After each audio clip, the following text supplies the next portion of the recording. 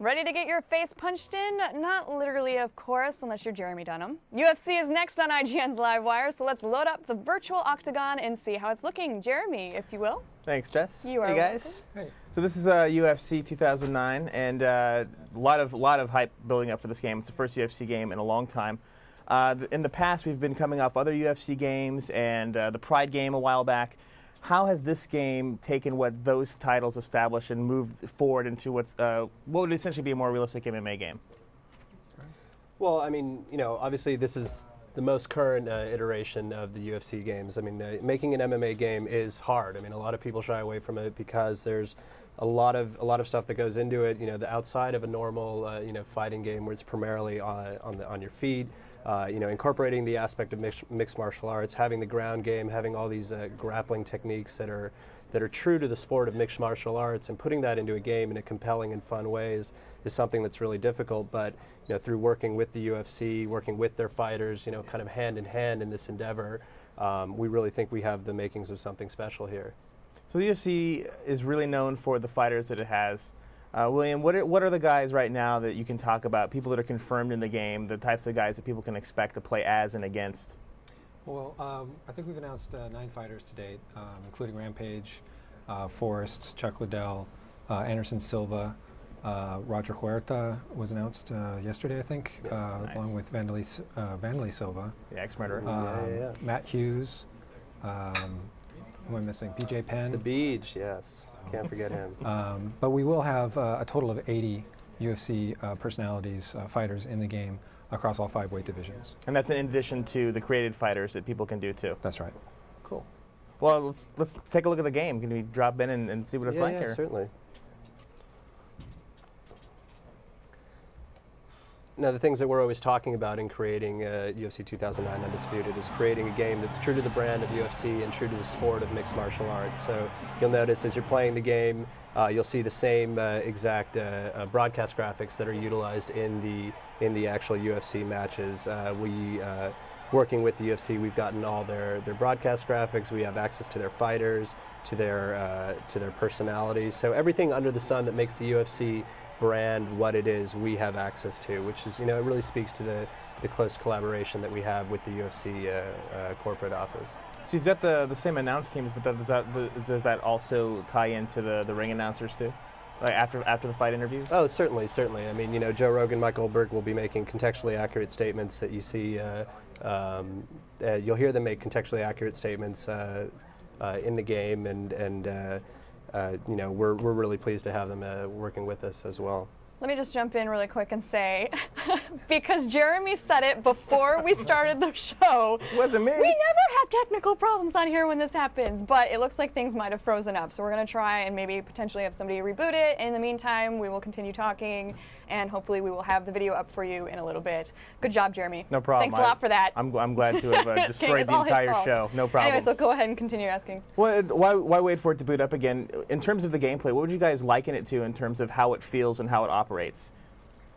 Well, our nearest competitor is Fight Night Round 3, and we want to make sure that we have a stand-up game that's equal, if not better than that.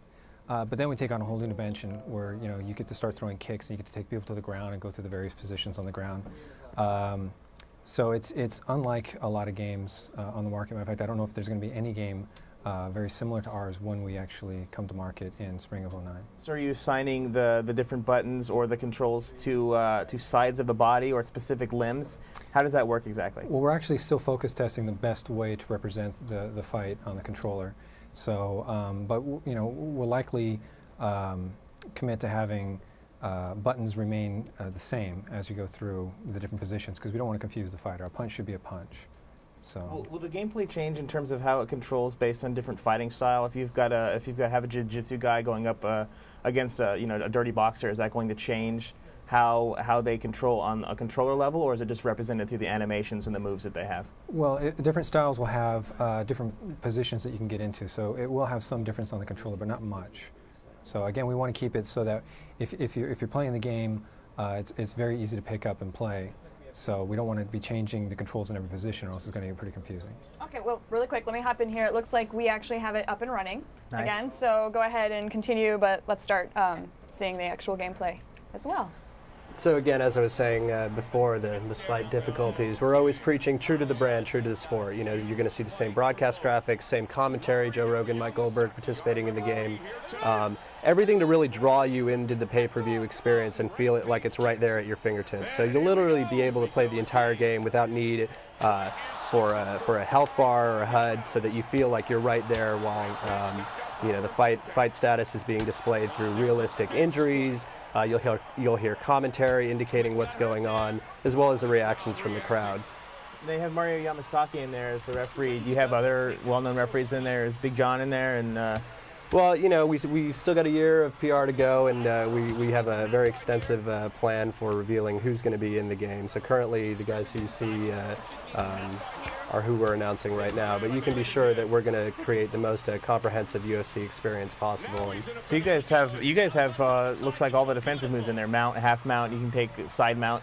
Yeah, well, I mean, I think that's one of the things that distinguishes us from other fighting games. As well, most games offer you very little in terms of ground combat. We offer, you know, half of our moves are going to come from the clinch and grapple and ground positions. So.